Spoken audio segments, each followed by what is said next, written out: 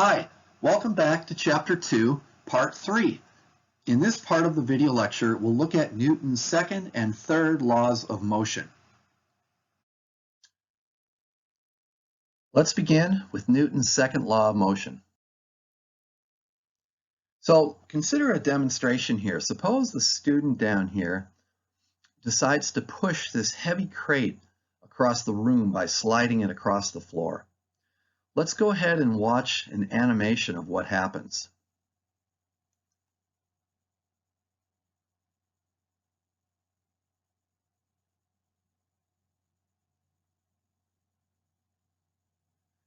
Okay, so we saw that there's obviously a net force. We'll show it again a couple times here. You can watch it again. There's a net force, but the key thing here is, two things. One is the crate moves, okay? It's not at rest. But how would you describe the motion of the crate? Did it move at a constant speed?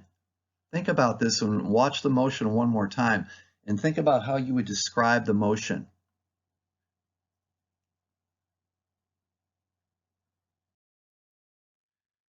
Newton figured out what you just observed here. Net force causes acceleration. In other words, the crate that was being pushed by the student didn't just move at a constant speed, it sped up as she pushed it, as she continued to push it. Now, think about what might happen if we were to double the force. For example, what if we used two students pushing the crate instead of just the one? What do you think would happen to the acceleration? Well, you're right, the acceleration would increase. And how much? Well, it would actually double. So if we double the force, we would double the acceleration. And likewise, what would happen if we used three students and tripled the amount of force? Well, now we would triple the acceleration. So we can kind of show this mathematically using some symbols here. So we're going to show that a force F leads to an acceleration A, and then 2F, 2 times that force, would lead to an acceleration of 2A. And likewise, 3F would lead to an acceleration of 3A. So the idea here is that acceleration is proportional to the net force. So we can write this again mathematically by saying that A is proportional to, that's this symbol here, to the net force. So this is one of the key ideas of Newton's second law, is that a net force causes acceleration and the acceleration is proportional to the net force. Now there's something else though that we haven't considered yet, and that is, what is the effect of mass on the acceleration? So in other words, how would the acceleration of the crate change if the mass was doubled? Well, as you could probably guess, that if the mass was doubled, it would be harder to accelerate the crate, so the acceleration would be less. And it turns out that if we double the mass of the crate, we would end up with 1/2 the acceleration. Likewise, if we were to triple the mass of the crate and still have just this one student pushing it, the acceleration would now be 3 times smaller. In other words, the acceleration would be 1/3 of its original value. So what we would say here to summarize this rule here is that acceleration is inversely proportional to the mass of the object. So acceleration is proportional to 1 over the mass of the object. So in other words, the more massive, the less the acceleration is, and it is inversely proportional to the mass.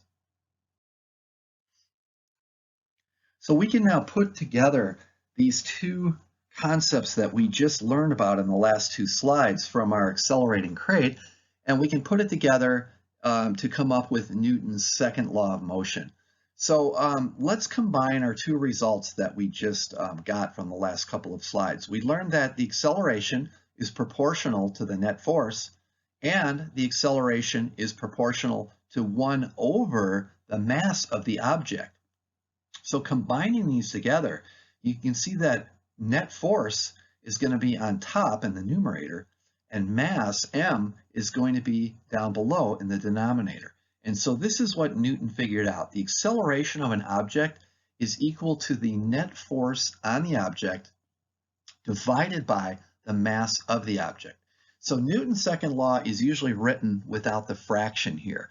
So to eliminate the fraction, we can just multiply both sides of this equation by m to get rid of the m down here. And this is the way that Newton's law is almost always written.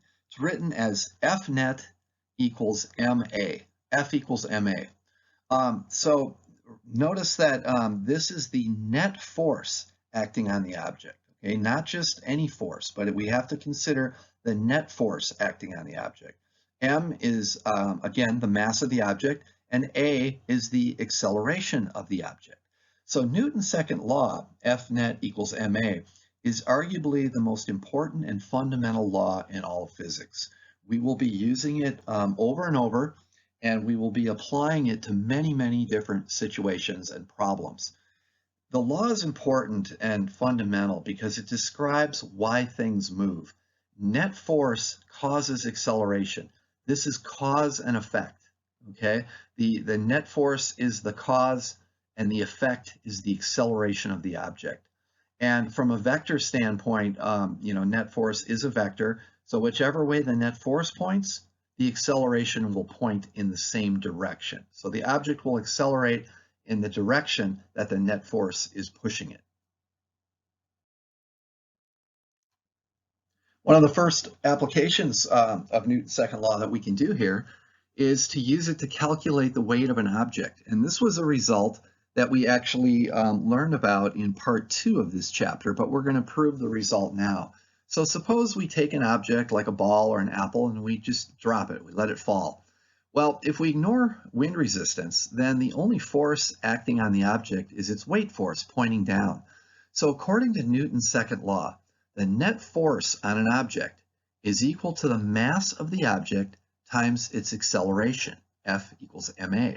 Now, in this situation here, since we're ignoring drag or air resistance, which is safe to do because the apple's not falling that fast or that from that high up, then the only force on the apple is this weight. So the net force, F net, is just equal to the weight of the apple.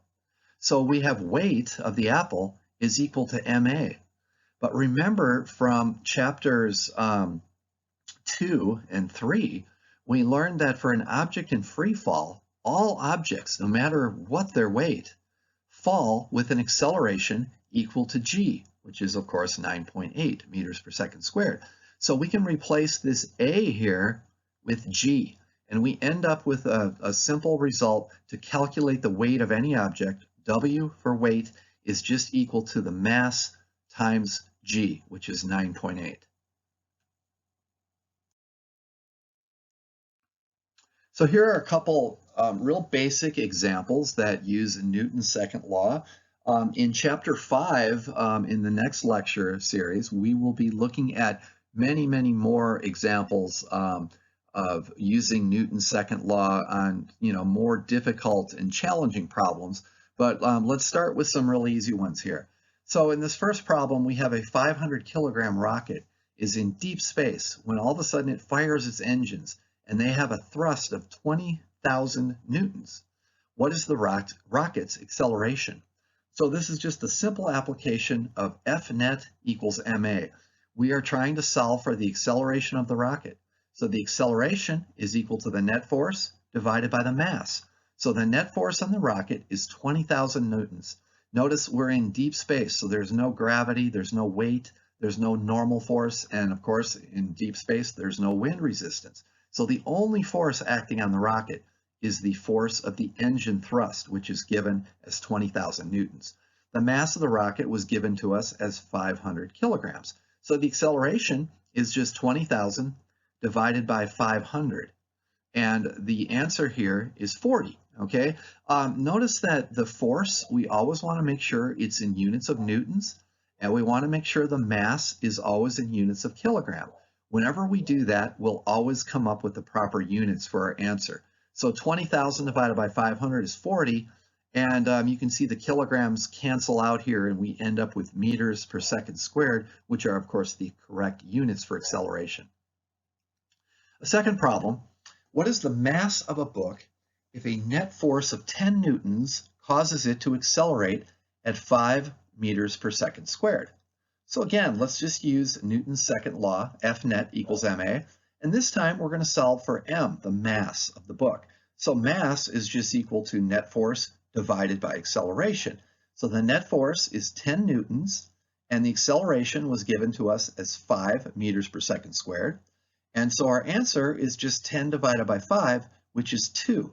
Now, we don't really have to do this all the time, but if we recall that a newton is a kilogram meter per second squared, and we divide that by the acceleration, which has units of meters per second squared, you can see that the meters cancel and the second squareds cancel, and what we're left with is the kilograms, the unit of mass.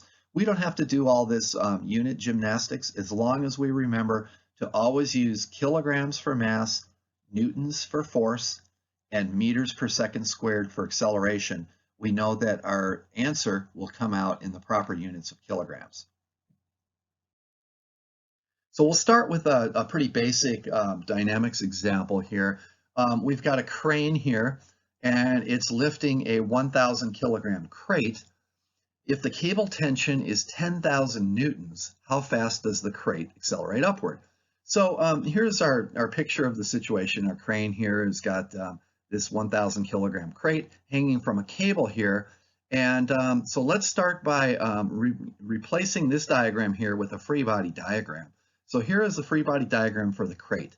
We have two forces acting on the crate. We have the tension force of the cable pulling the crate upward, and we have weight of the crate from gravity pulling it downward. So this is our free body diagram. These are the only two forces present on the crate.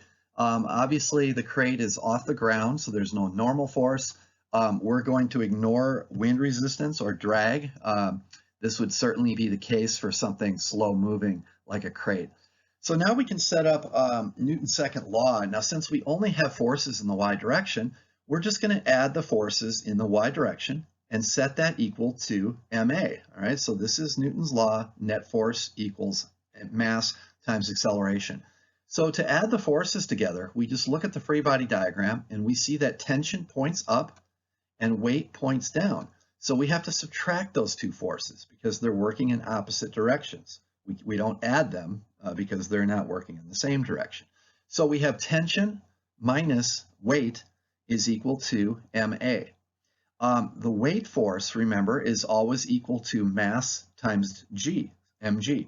So our equation now looks like T minus mg equals ma. And we can solve, we're asked to solve for the acceleration of the crate. So we're solving this equation for a here. A sub y means acceleration in the y direction. So all we have to do is divide by the mass here to get rid of that.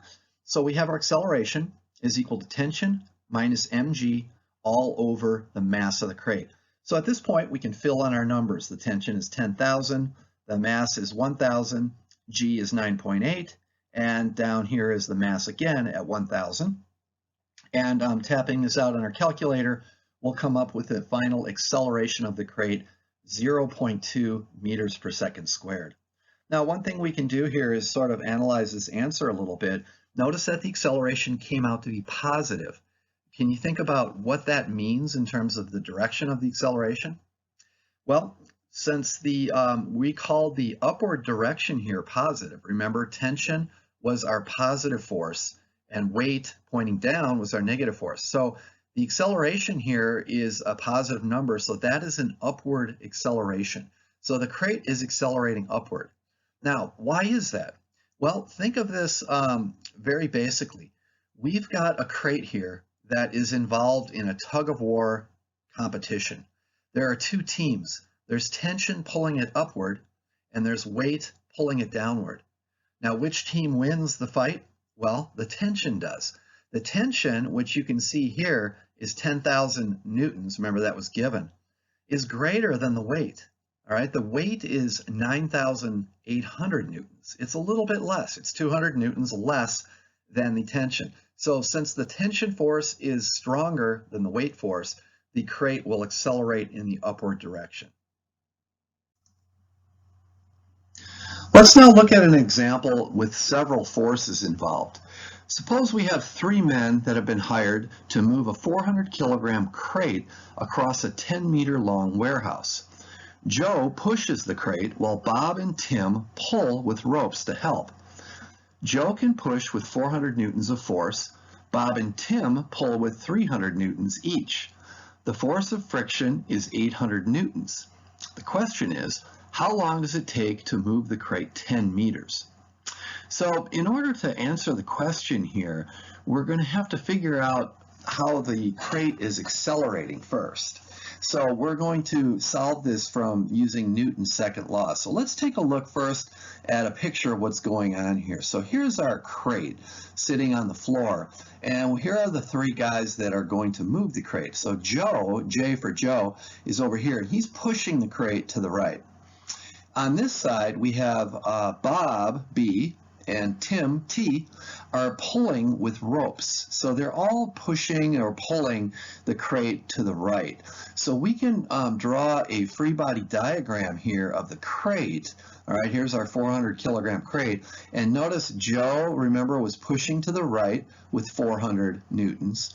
Bob and Tim are both pulling to the right with 300 newtons each. So all three of their forces, we can kind of lump them all together here, are all moving or trying to move this crate to the right. Now the friction force is 800 newtons. We were given that. We know the crate is going to move to the right because that's the direction that these guys are pushing or pulling. So the friction force must be in the opposite direction, to the left. So I'm going to draw the friction force over here pointing to the left and label it with 800 newtons. One thing we can do here is just from this picture here, it's very easy to determine what the net force is. So if we look at all the forces going to the right, we have 400 plus 300 plus 300. Well, this is 1,000 newtons if we add these together. And to the left, we only have 800 newtons. So we have 1,000 to the right, 800 to the left. That means we have a net force of 200 newtons to the right, which is 1,000 minus 800. So this is the free body diagram of the crate, just showing the net force.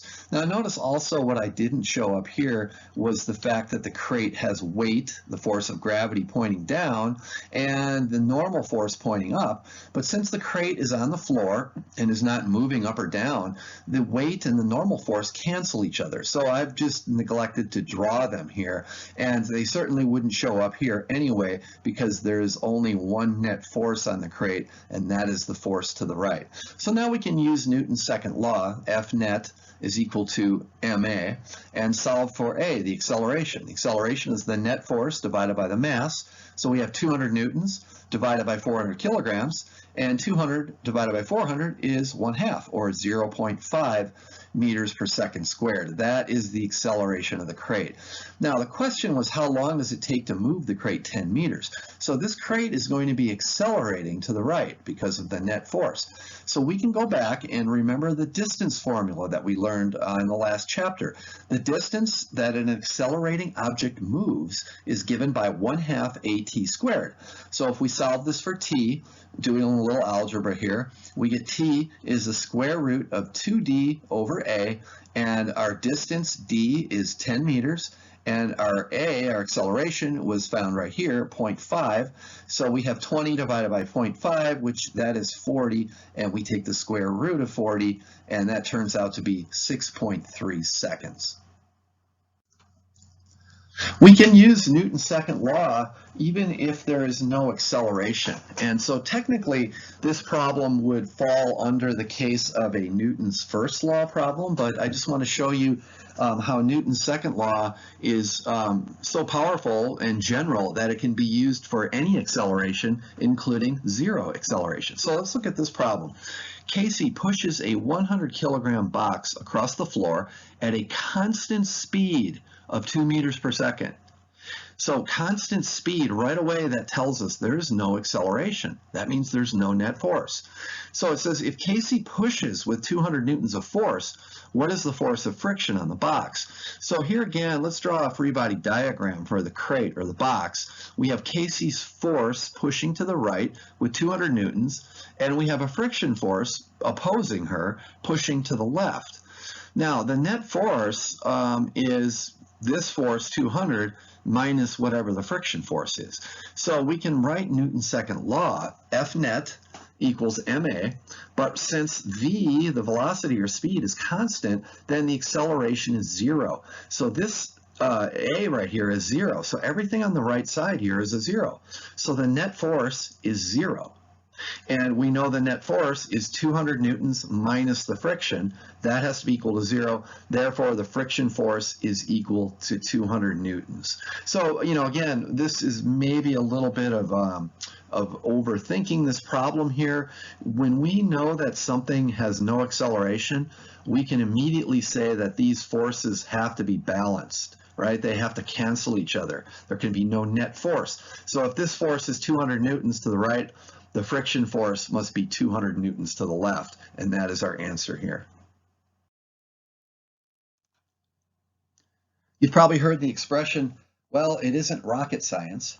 Well, this is rocket science. In fact, basic rocket science is a fundamental part of physics, and we can learn quite a bit about how rockets work without getting into all the technical, gory details that we would have to study if we really wanted to be a rocket scientist. But let's talk about the basics of rocket science. So Rocket Science 101.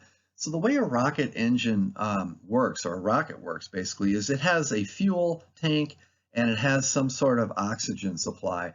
And it basically pumps the fuel and the oxygen, mixes them together in a combustion chamber, and ignites this fuel. What happens then is the fuel combusts very explosively, and the exhaust is pushed out of the back of the rocket and directed backwards by a nozzle. All right, this is just kind of like on a hose. It shoots, the water out straight in a straight line out of the hose. That's kind of what the nozzle does to the exhaust. So what the rocket is actually doing here is pushing the exhaust backwards with a lot of force. All right, it's explosively expelling the exhaust particles, the smoke and the particles out of the back of the rocket. But remember Newton's third law, for every action, there is an equal and opposite reaction. So if the rocket is pushing the exhaust backwards, the exhaust is therefore pushing the rocket forward. So here's sort of a schematic showing this. We've got the rocket here. The action is the exhaust, being pushed out backwards. The reaction is the rocket being pushed forward. So that's basically how the thrust or propulsion of a basic rocket works. So using what we just learned about rockets, let's just do a real basic problem here, or at least set up the problem for a rocket during liftoff from a launch pad. So suppose we're given the thrust of the rocket engine.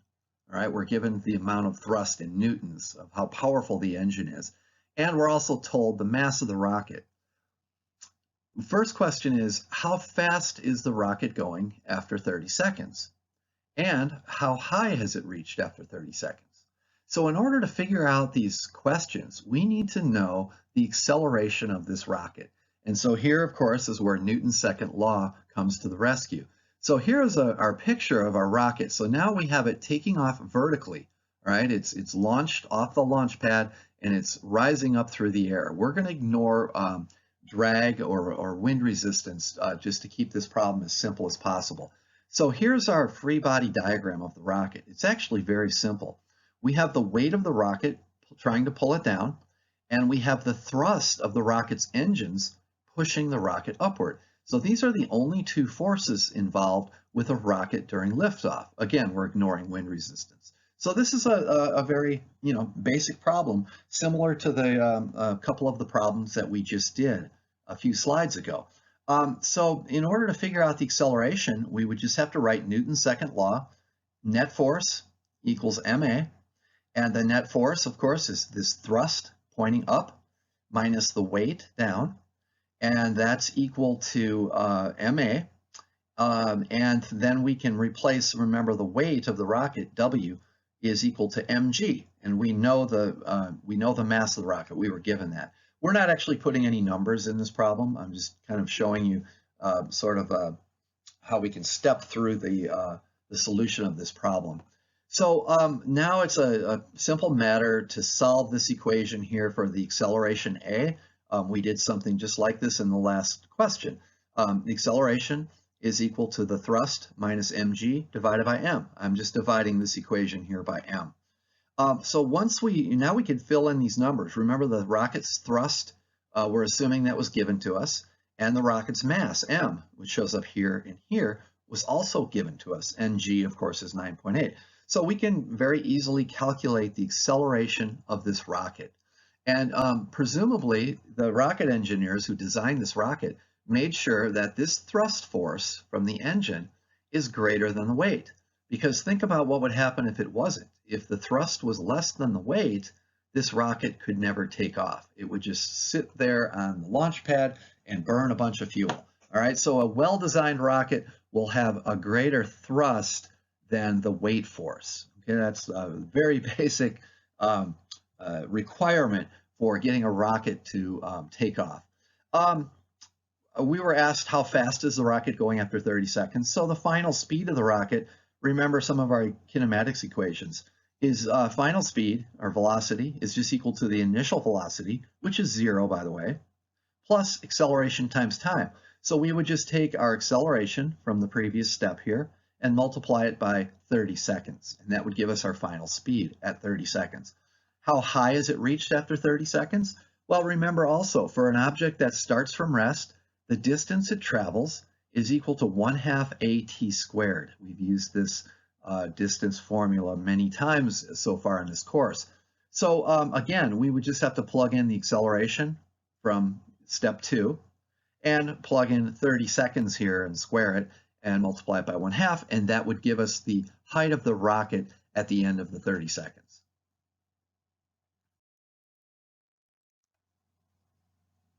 We now turn to the dynamics of falling bodies. We talked about falling bodies earlier in the course, in one of the first chapters of this course, and what we learned there from doing experiments and repeating some of Galileo's work is that we found that all falling objects, assuming there's no wind resistance, all falling objects fall at the same speed and acceleration, and they hit the ground at the same time. But the question now is why? Why does this happen? Before, we just sort of took it as a fact that could be demonstrated by experiment, but we want to learn a little bit more and see why is this true. This was a sort of a puzzle for a long time. In fact, the ancients, for example, Aristotle 2,000 years ago, claimed that heavier objects must fall faster than lighter objects because they have a greater downward force on them. This is, pretty obvious. If you pick up a small pebble in one hand and a heavy rock in the other, you can tell that the rock has more weight to it, pulling it down to the earth.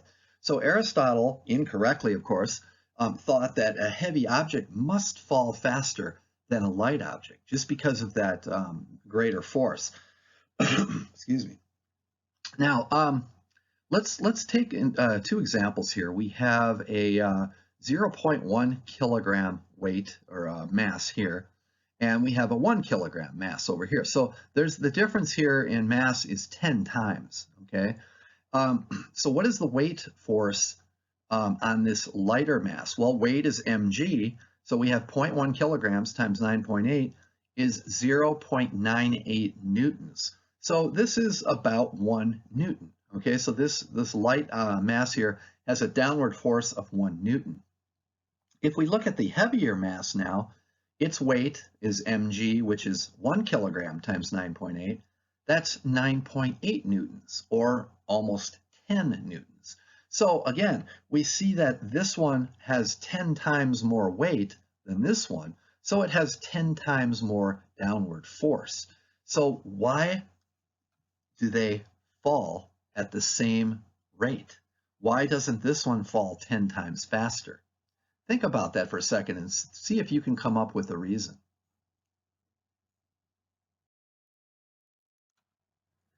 Now, Galileo lived before Newton, and so he didn't have Newton's laws of motion to help figure out this question about why do things fall the same? However, Galileo, he was a genius, and he was able to discredit Aristotle's claim just using logic. And in fact, he used a method of argument called reductio ad absurdum, which is Latin for reduce to absurdity to disprove Aristotle's claim.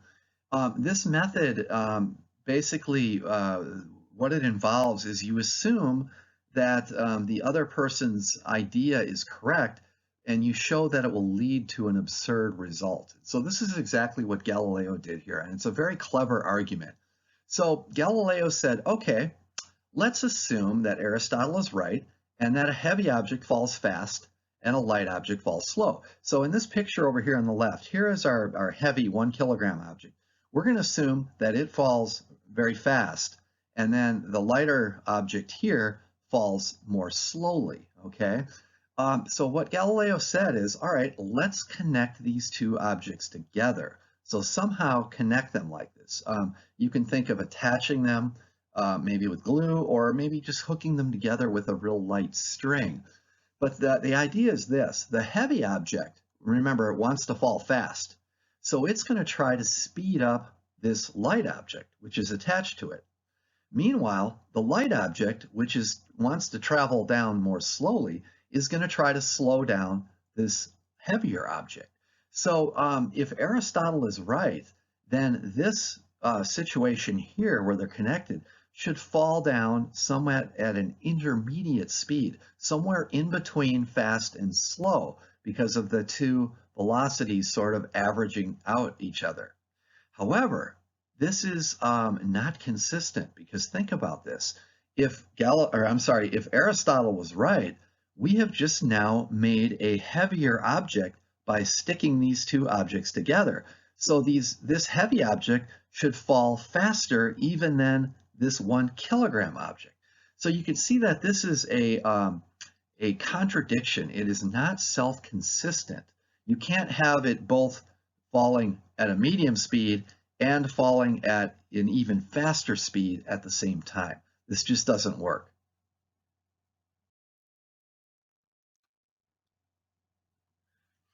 As clever as Galileo's argument was, it really took Isaac Newton's laws of motion to come up with the real explanation of why a heavy object and a light object fall at the same rate.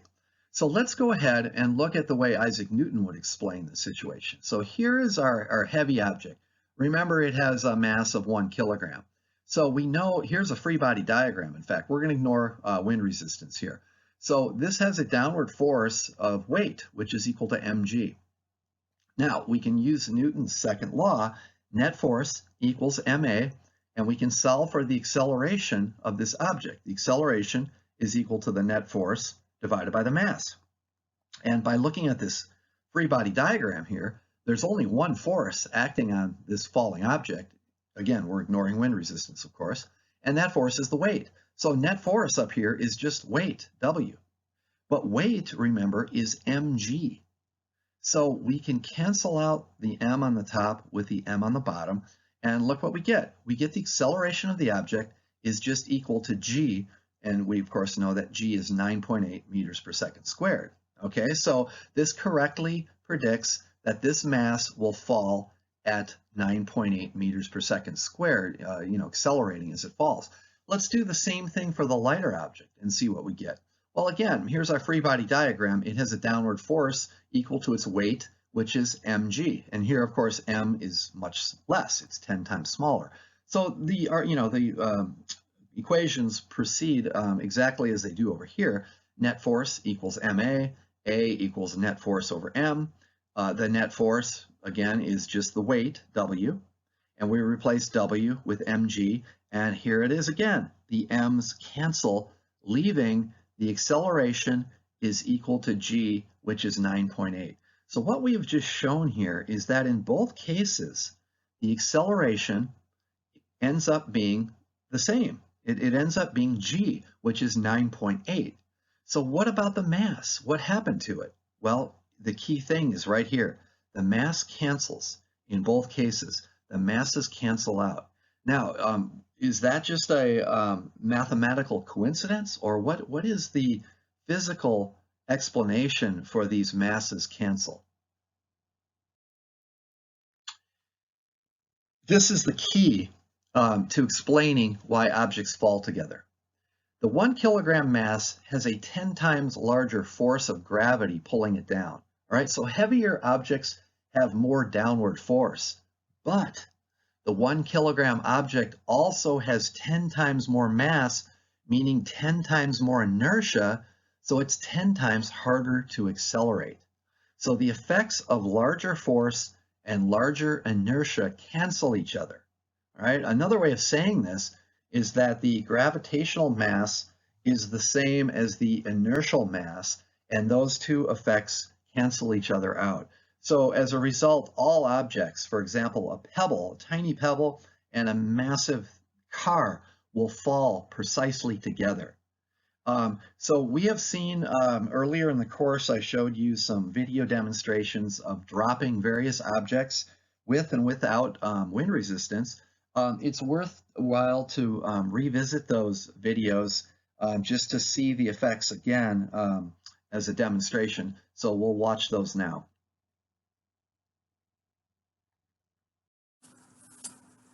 Our first test is a tennis ball and a 5-pound weight.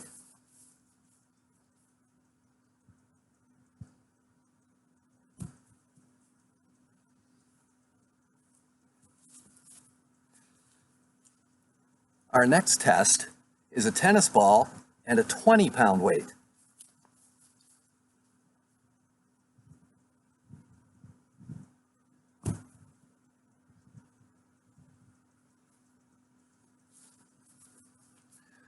This test is a 20-pound weight and a light wood block.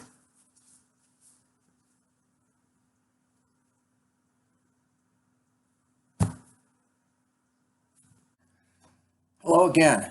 When we do these experiments, we have to be careful about air resistance, also called drag.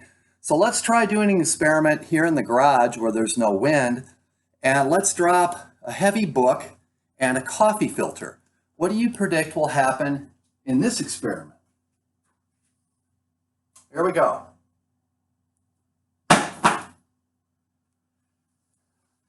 All right, I'm guessing you were right. And the coffee filter, of course, fell very slowly because of wind resistance pushing on it. Can you think of any ways we can reduce the wind resistance? Well, there's a couple things we can do. The first one is we can reduce the surface area of the coffee filter because that's where the air is pushing on it, creating that wind resistance. So if we crumple it up into a tiny little ball, now we have the same weight, but much less area. So we've reduced the wind resistance. So let's redo our experiment now and see what happens. It's going to be a little hard to see the coffee filter now. But as you can see, they both fell at the same time. Now there's one more way that we can reduce the wind resistance. We can place the coffee filter on top of the book like this. And what that'll do is the book will actually block the wind that's striking the coffee filter to reduce the wind resistance. Let's see what happens here.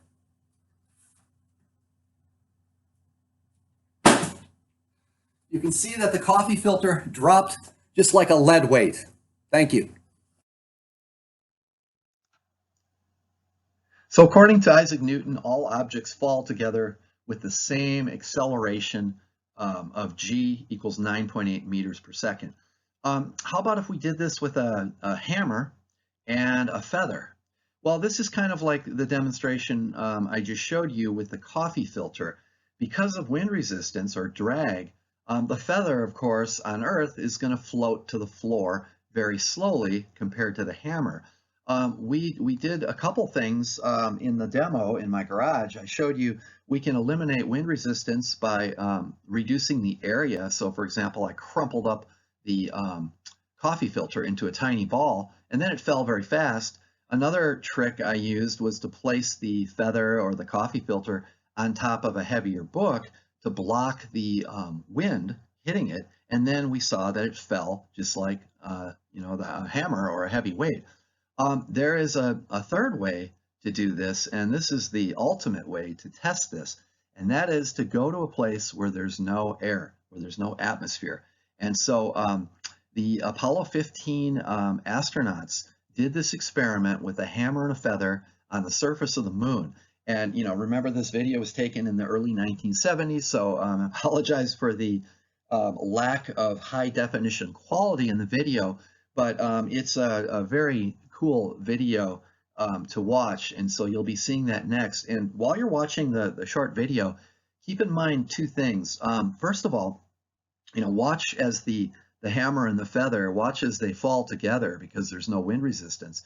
And the other thing, watch how slowly they fall to the ground. And the reason for this is not because the video is being played in slow motion, it's because of the reduced gravity on the moon. Gravity is only about 1/6 of what it is here on Earth, so the objects take much longer to fall down. So enjoy the video. Jim, we copied both solar wind and penetrometer drum in the ETB. Not quite yet. I haven't put the solar wind in yet, but I will shortly. I want to watch this. Joe, you have a good picture there. I've got beautiful picture, Dave. Well, in my left hand I have a feather. In my right hand a hammer. And I guess one of the reasons we got here today was because of a gentleman named Galileo a long time ago who made a rather significant discovery about falling objects in gravity fields. And we thought that where would be a better place to confirm his findings than on the moon. And so we thought we'd try it here for you. The feather happens to be appropriately a falcon feather for our falcon. And I'll drop the two of them here, and hopefully they'll hit the ground at the same time. How about that? Which proves that Mr. Galileo was correct in his findings.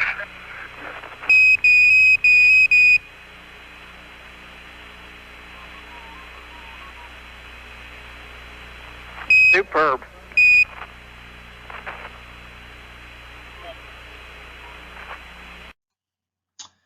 Let's now turn to Newton's third law of motion. Newton's third law has to do with the concept of force pairs. Newton realized that forces always come in pairs. In other words, you cannot have a force that exists by itself. It will always have a force pair associated with it. There are different ways to state Newton's third law. The one that you've maybe heard of is that for every action, there is an equal and opposite reaction. What this really means here is that for every action force, there is an equal and opposite reaction force.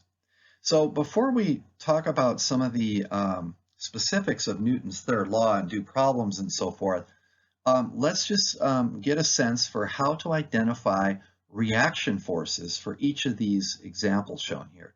So the first one, here's something that you can do right now while you're sitting at your desk or the table. Push your hand down on top of the tabletop or the desktop. So your hand is pushing on the desk. You can think of that as the action. What is the reaction?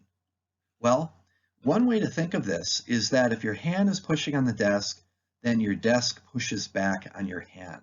Okay, and so the idea here is that you can't push on something without it pushing back on you. So another example, if you touch the wall in the room that you're in right now, the wall is also touching you. So it's impossible to touch something without it touching you. One kind of trick here to help figure out how to determine what the reaction force pair is just to take the sentence in real simple syntax here. So in other words, hand pushes desk, and just flip-flop the subject and the object here. So instead of, we put hand over here and we take desk and put it in front here, so we end up with desk pushes hand. So you can use that same trick here for if you're pulling on a rope, what is the reaction force pair for that? Well, again, you can say that hand pulls rope, therefore rope pulls hand. So when you grab a rope that's, say, tied to something like a tree, and you pull on that rope, well, the rope is going to pull back on you with an equal and opposite amount of force. How about throwing a ball?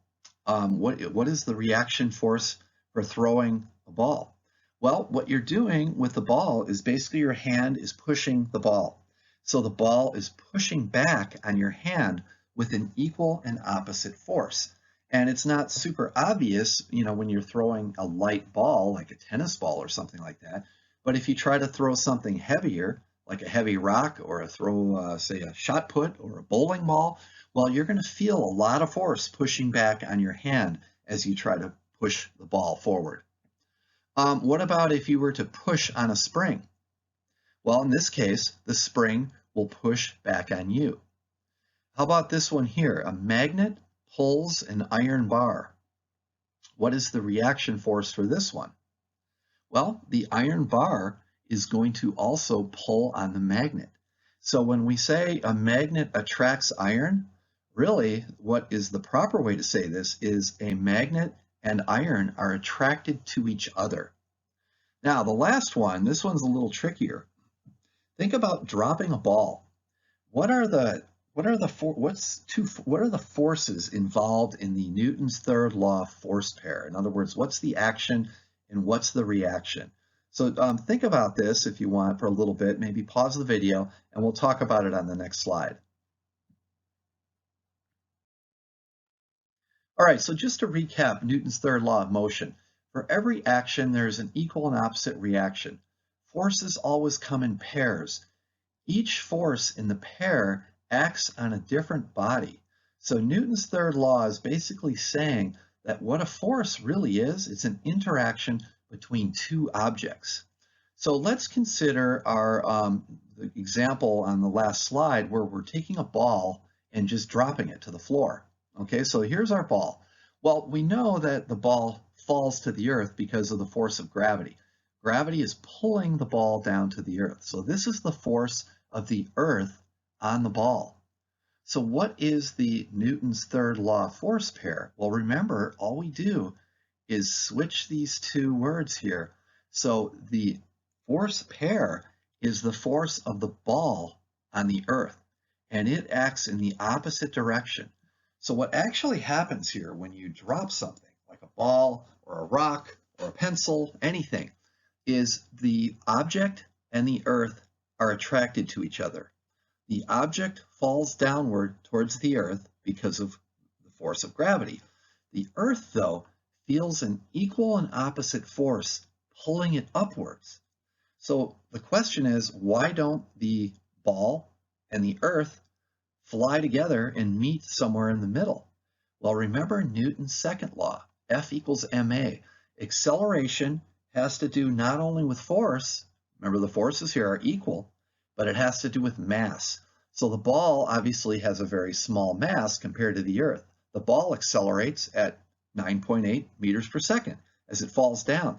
The earth, because its mass is so enormous, does accelerate upward, but the acceleration is minuscule. In fact, it's infinitesimal. It would be, impossible to measure, but in theory, the earth does accelerate upward a tiny, tiny bit. So one question that comes up here, and you can maybe challenge your friends with this one, is can you move the earth? And the answer is yes. Just drop your keys to the floor. And if your friends don't believe you, tell them Isaac Newton said so.